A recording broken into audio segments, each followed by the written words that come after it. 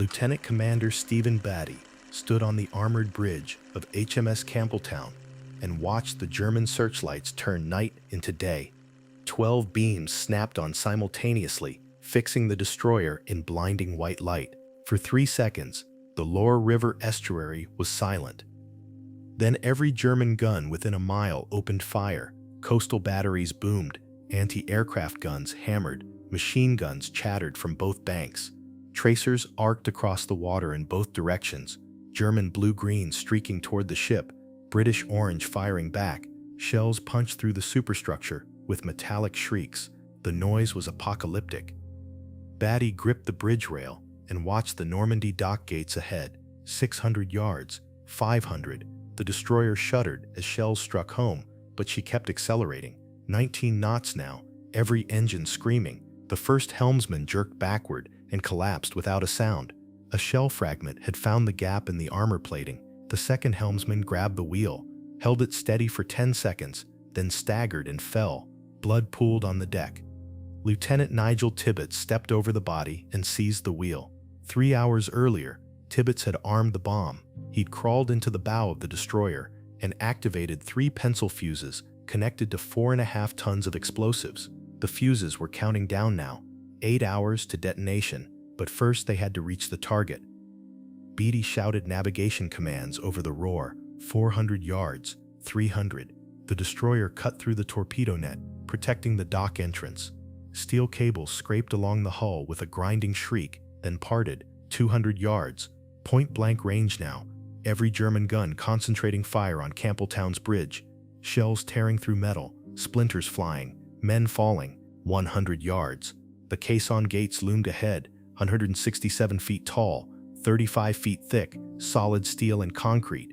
They looked immovable. They looked like the end of the world. Beattie braced himself against the chart table. 50 yards. Tirpitz held the wheel steady, aiming for the exact center of the gates. At 01:34 hours on March 28, 1942, HMS Campbeltown struck the Normandy dock gates at 19 knots. The bow crumpled like paper. Steel screamed. The entire ship shuddered, but the destroyer's momentum drove her forward and upward. The bow rode up onto the caisson, 33 feet above the waterline. 36 feet of the forward hull crushed and folded, exactly where the explosive sat hidden. The ship came to rest wedged into the gates like a nail driven into wood. Beattie pulled himself upright. Commandos were already scrambling down ladders onto the dock. German defenders were closing in from all sides. Behind the destroyer, the Loire estuary was a scene from hell. Motor launches burning, men swimming through flaming fuel, tracers crisscrossing the darkness. The fuses were armed and counting down, but the Germans didn't know that. They thought this was just a raid. They thought the damaged dock could be repaired in weeks. They were about to learn otherwise. How did 6112 British sailors and commandos sail an obsolete American destroyer 6 miles up a German-controlled river into the most heavily defended port on the Atlantic coast? Why ram a ship packed with explosives into the only dock that could service Germany's most dangerous battleship? And when that bomb finally exploded 12 hours later, who paid the price? This is the story of Operation Chariot, the greatest raid of all. 4 months before Campbeltown rammed the dock at St. Nazaire, the strategic situation in the Atlantic looked grim for Britain. May 24, 1941, the Denmark Strait, between Iceland and Greenland. HMS Hood, pride of the Royal Navy, engaged the German battleship Bismarck in a running gun battle. At 0600 hours, a German shell penetrated Hood's magazine. The ship exploded. She broke in half and sank in 3 minutes. 1,415 men died. Only 3 survived. Bismarck was damaged, but escaped. She turned south, heading for the French port of St. Nazaire, the only dry dock on the Atlantic coast large enough to accommodate her massive bulk. The Royal Navy hunted her for 3 days. On May 27, British ships and aircraft intercepted Bismarck 400 miles west of France and sent her to the bottom. But the problem that drove Bismarck towards St. Nazaire remained. Germany had built 2 Bismarck-class battleships. The second was called Tirpitz. In January 1942, Tirpitz became operational. She displaced over 50,000 tons. Her armor belt was nearly 13 inches thick. She mounted 8 15-inch guns that could sink a cruiser with a single salvo. No single British or American battleship could match her in a fight. She could outgun anything she couldn't outrun, and outrun anything she couldn't outgun. Tirpitz sat in a Norwegian fjord, threatening every Atlantic convoy that tried to supply Britain and the Soviet Union. If she broke out into the open ocean, she could destroy dozens of merchantmen before the Royal Navy could concentrate enough force to stop her. And if she was damaged in the process, she'd head straight for St. Nazaire. The Normandy dock at St. Nazaire was a marvel of engineering. The French had built it between 1928 and 1932 to service the ocean liner SS Normandy, the largest passenger ship of its era.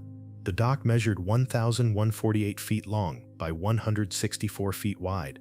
The caisson gate stood 167 feet tall, 54 feet wide, and 35 feet thick. Massive pump houses controlled the water level. Heavy winding gear moved the gates on enormous rollers. It was the only Atlantic dock that could handle Tirpitz. If the dock was destroyed, Tirpitz would have to return to Germany or Norway for repairs. That meant sailing either through the English Channel or north around Britain through the GI-UK gap, waters heavily patrolled by the Royal Navy and Royal Air Force. Damaged and vulnerable, she'd never survive the journey. Britain desperately needed a win. Singapore had fallen to Japan in February. The German army was advancing across Russia toward the Volga. U-boats were sinking merchantmen faster than they could be replaced. Prime Minister Winston Churchill needed to prove to Stalin, to Roosevelt, and to his own people that Britain could still strike back. The British Naval Intelligence Division proposed a commando raid, destroy the Normandy dock, remove Tirpitz's only Atlantic safe haven, force Germany to keep her battleship in home waters where she couldn't threaten the convoys. The problems were obvious. St. Nazaire sat 6 miles up the Loire River estuary. The river was shallow, mudflats and sandbanks everywhere, except for a single dredged channel close to the north bank. The port housed over 5,000 German troops, coastal batteries, anti-aircraft guns, searchlights, massive U-boat pens, with walls 8 feet thick, reinforced concrete strong enough to shrug off any bomb the RAF could drop. Aerial bombardment might destroy the dock, but it would kill thousands of French civilians in the process. The Royal Navy couldn't get close enough to bombard the dock without being detected and destroyed long before reaching gun range. Special Operations Executive considered sending agents to sabotage the gates, but calculated they'd need too many men carrying too much explosive, impossible to accomplish covertly. Combined Operations Headquarters developed a different solution. Ram the dock gates with an obsolete destroyer packed with explosives, disguise the ship as a German vessel, slip up the estuary under cover of darkness, crash into the gates at maximum speed, commandos disembark and destroy the pump houses and winding gear. Everyone escapes on small motor launches before the destroyer explodes. It was audacious. It was dangerous. It was probably suicide. Churchill approved it on March 3, 1942.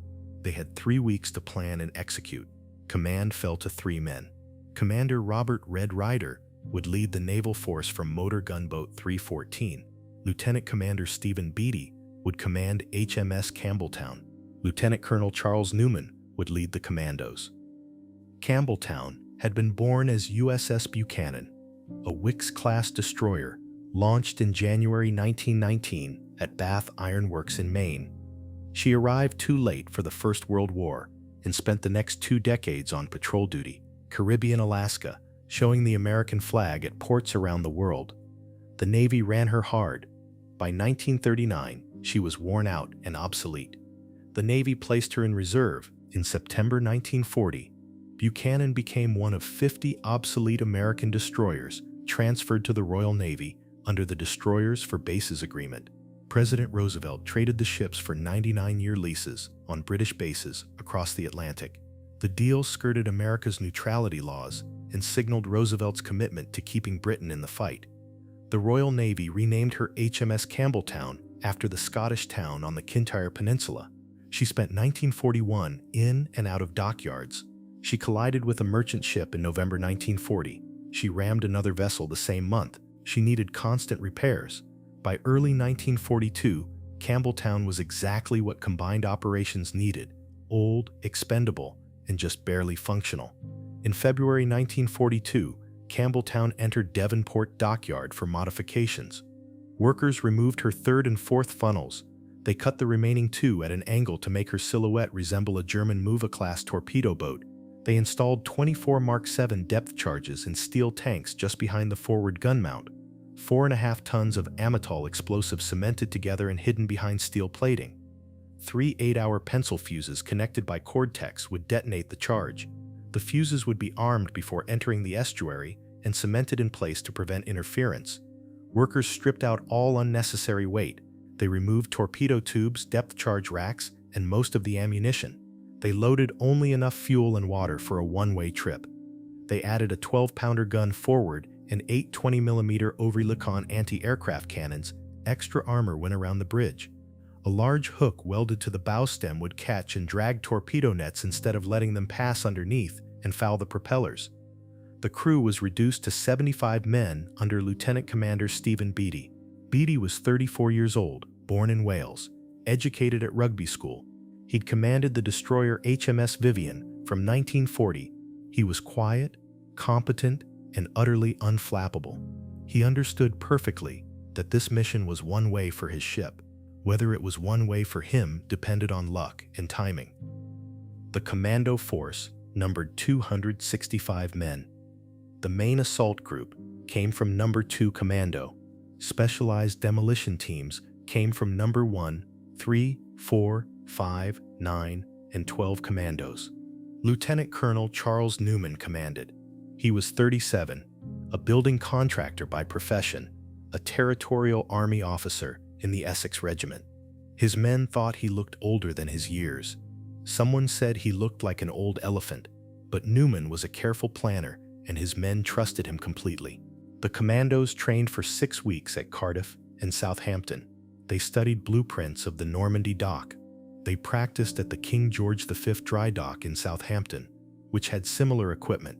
They learned to set explosive charges in 10 minutes or less while working in pitch darkness. Demolition teams would carry 50 to 90 pounds of explosives in rucksacks.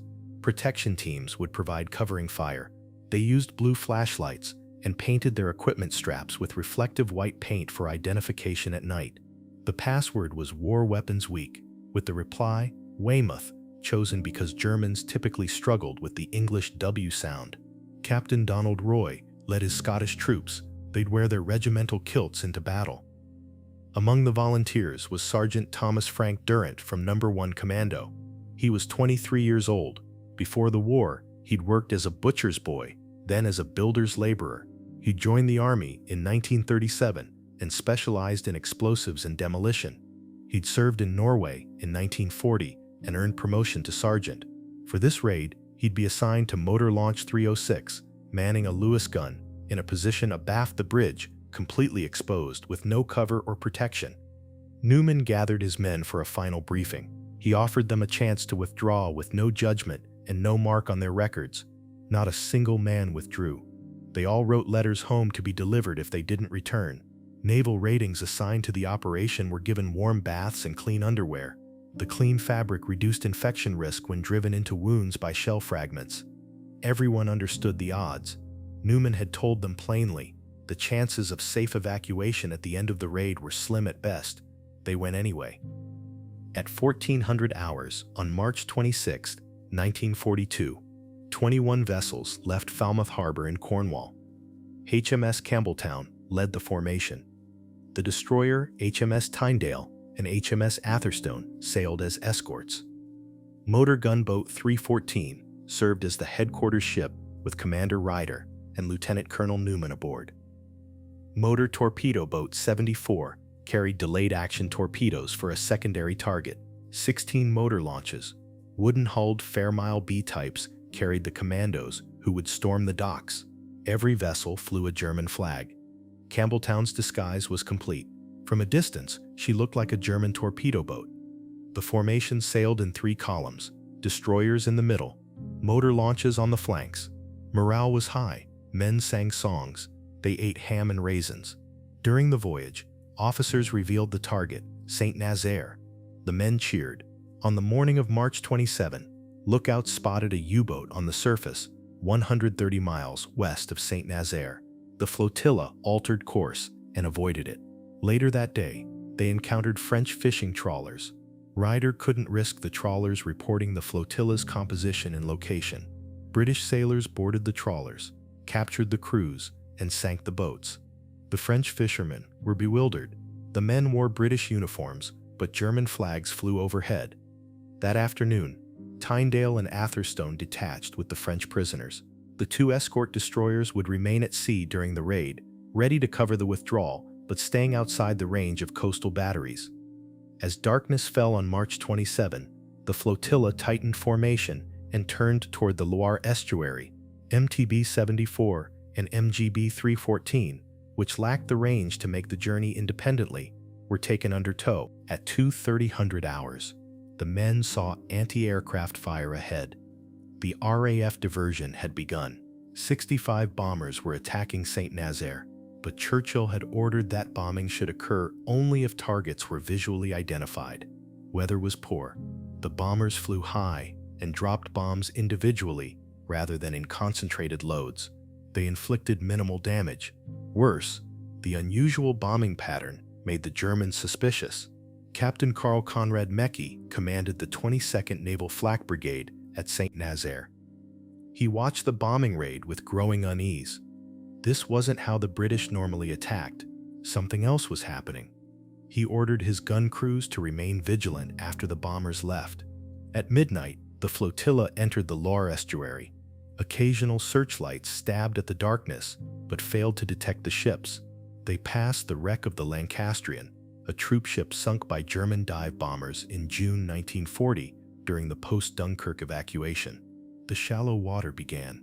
Campbeltown grounded twice on mudbanks and silt.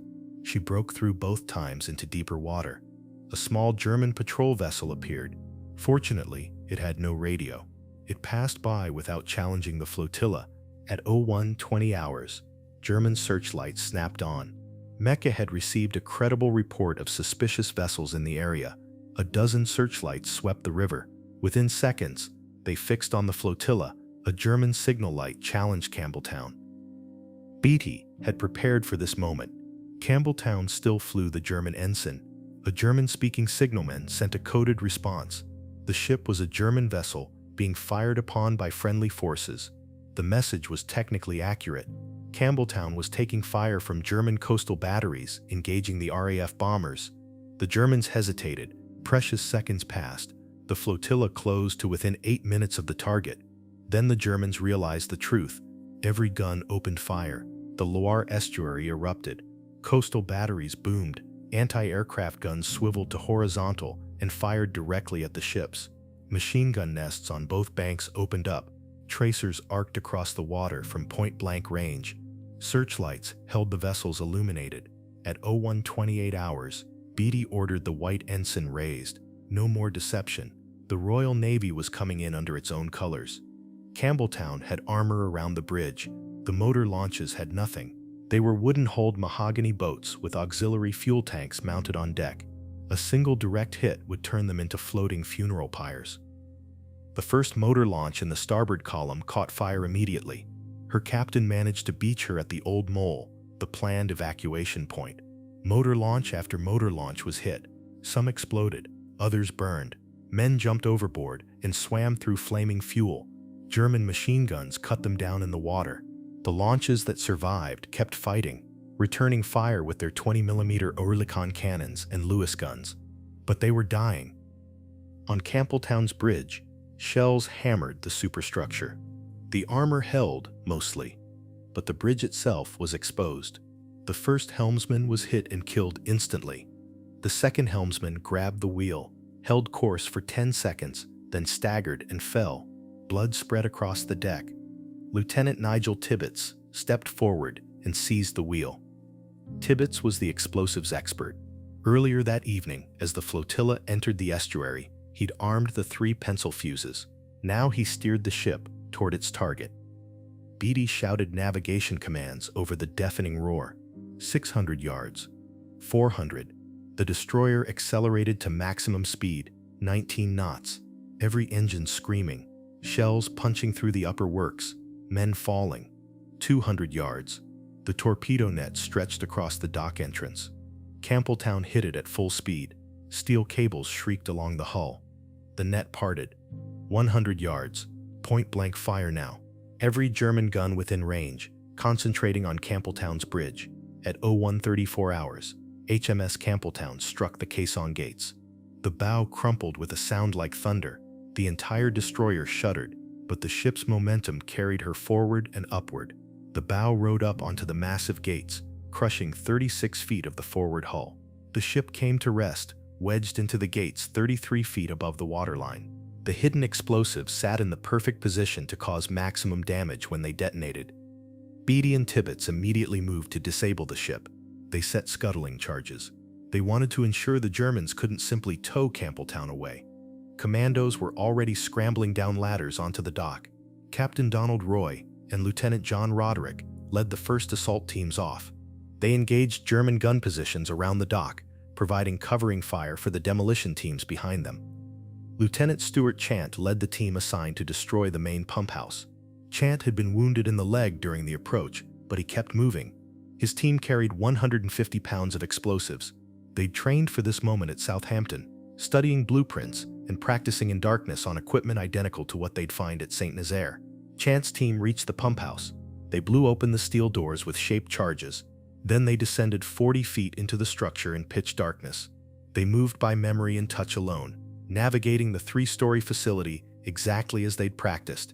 They placed explosives on the vital pump systems. Chant limped back up the stairs.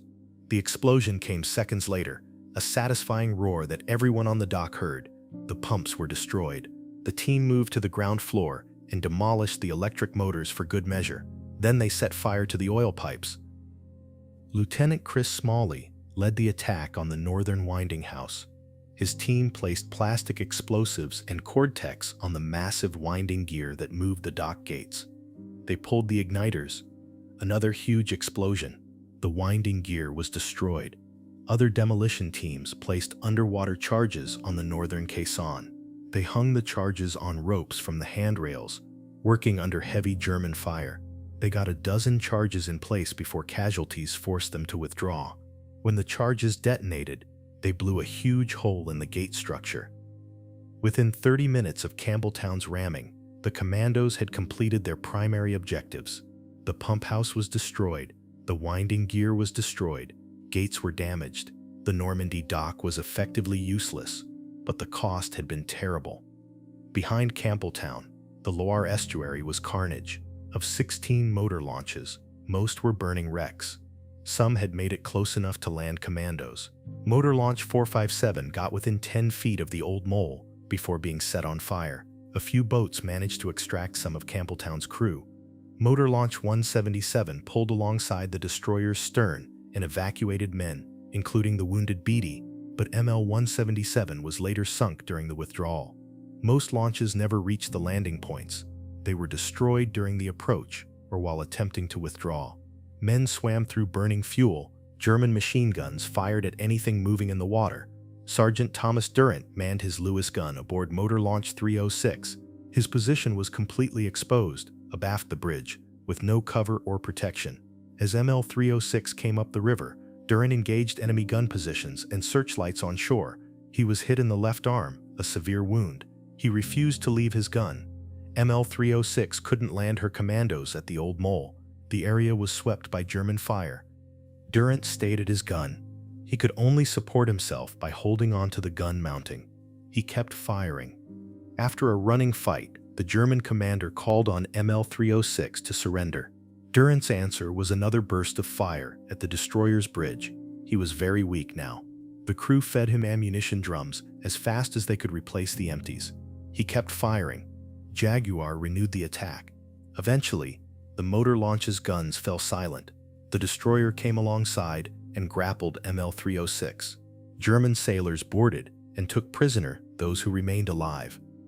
The German officers who boarded ML-306 immediately commended Durrant's gallantry.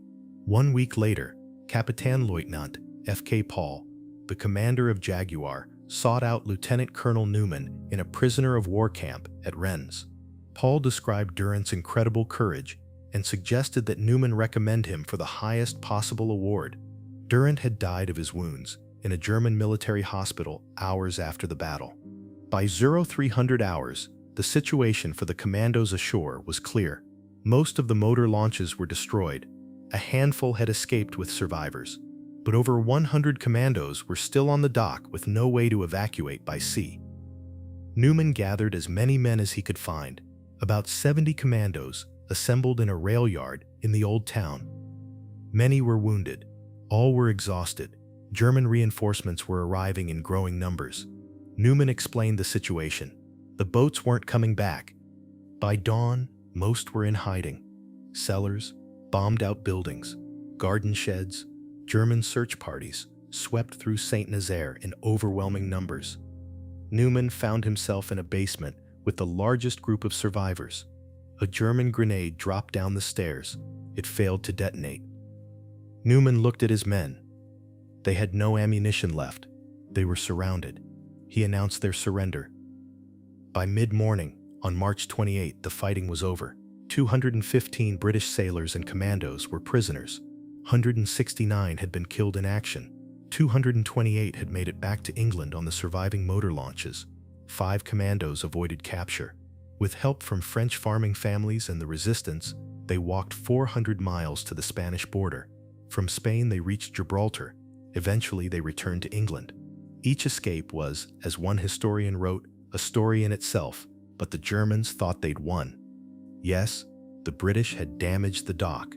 Yes, casualties had been high, but German engineers were confident the damage could be repaired. Senior officers inspected the destroyer wedged in the caisson.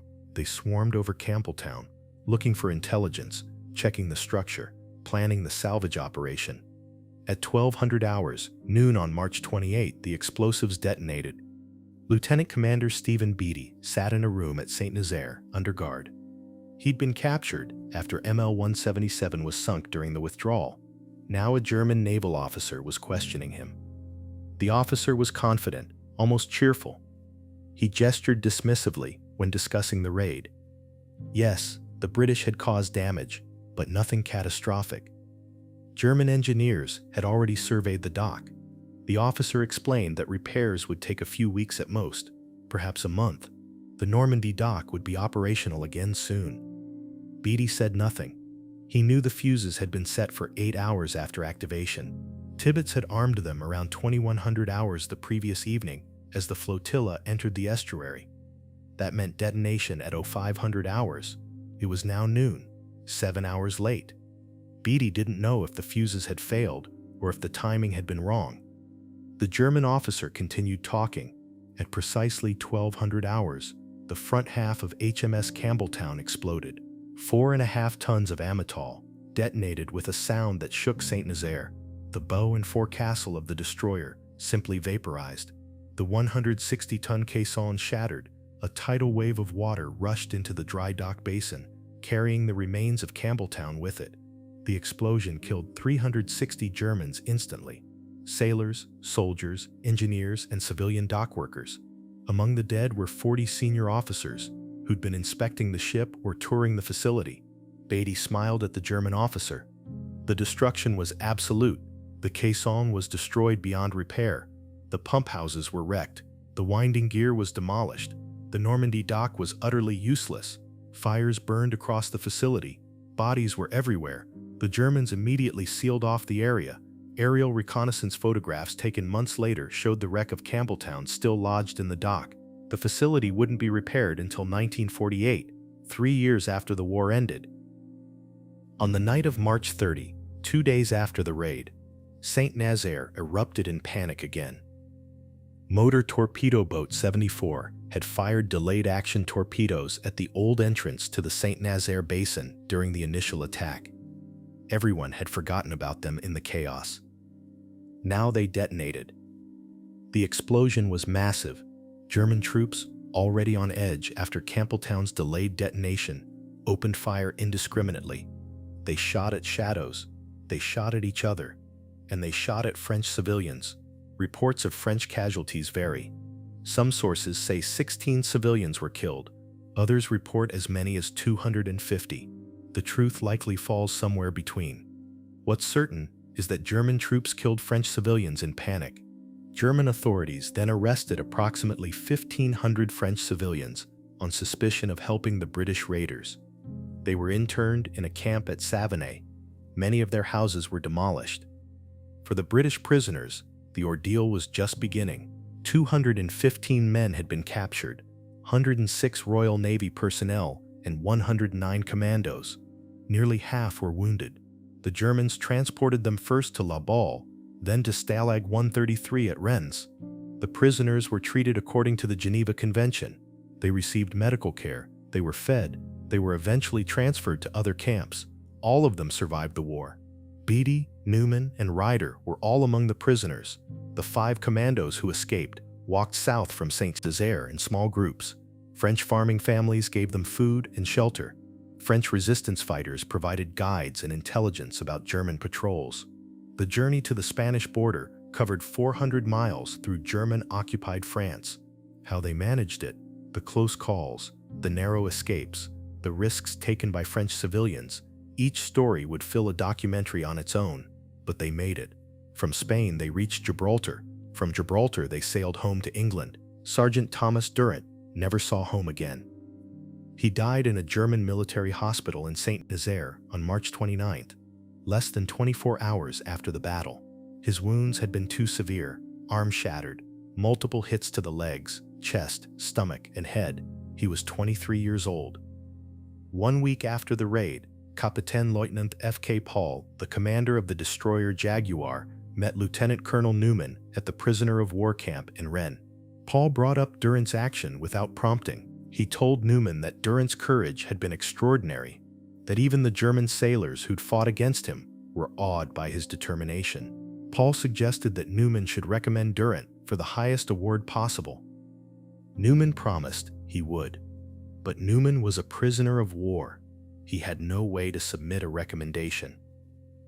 The bureaucracy of military awards doesn't function well from inside a POW camp. Not until June 15, 1945, more than 3 years after the raid, was Durrant's Victoria Cross gazetted. By that time, the war in Europe had been over for a month. Durrant's mother received the medal from King George VI at Buckingham Palace in October 1946. The medal is now displayed at the Royal Engineers Museum in Chatham, Kent. Durrant's Victoria Cross was unique. It was the only Victoria Cross ever awarded to an Army soldier for gallantry during a naval action, and it was one of only 3 Victoria Crosses in British history recommended by an enemy officer. 4 other Victoria Crosses were awarded for the Saint-Nazaire raid. Lieutenant Commander Beattie received his for commanding Campbeltown during the ramming run. Lieutenant Colonel Newman received his for leading the commandos ashore and organizing their defense. Commander Ryder received his for commanding the naval force. Able seaman William Savage received his posthumously for manning the forward gun on motor gunboat 314. No other single operation in British military history has ever earned 5 Victoria Crosses. In total, 89 decorations were awarded to participants in the raid: 4 Distinguished Service Orders, 17 Distinguished Service Crosses, 11 Military Crosses, 4 Conspicuous Gallantry Medals, 5 Distinguished Conduct Medals, 24 Distinguished Service Medals, and 15 military medals. The raid accomplished its strategic objective. The Normandy dock was destroyed. Tirpitz never entered the Atlantic. She remained in Norwegian fjords for the rest of the war, tied down by the threat of British attack. The Royal Navy and Royal Air Force attacked her repeatedly.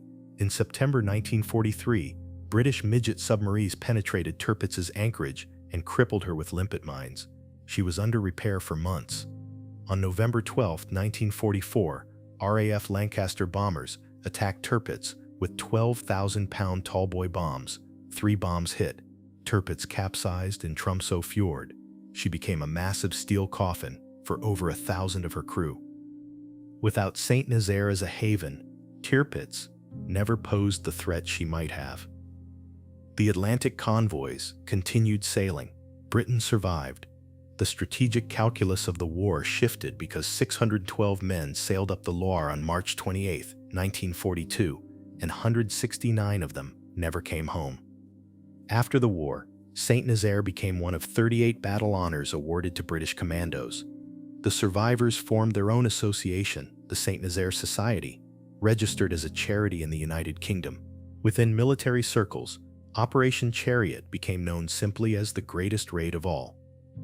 A memorial in Falmouth bears an inscription, Operation Chariot. From this harbor, 622 sailors and commandos set sail for the successful raid on St. Nazaire. 28 March 1942, 168 were killed. 5 Victoria Crosses were awarded, dedicated to the memory of their comrades by the St. Nazaire Society. The fallen British raiders were buried at La Baule-Escoublac War Cemetery, 8 miles west of St. Nazaire. Sergeant Durrant lies in Plot 1, Row D, Grave 11. The cemetery holds 469 Commonwealth burials from the Second World War. Many of them died during the St. Nazaire raid.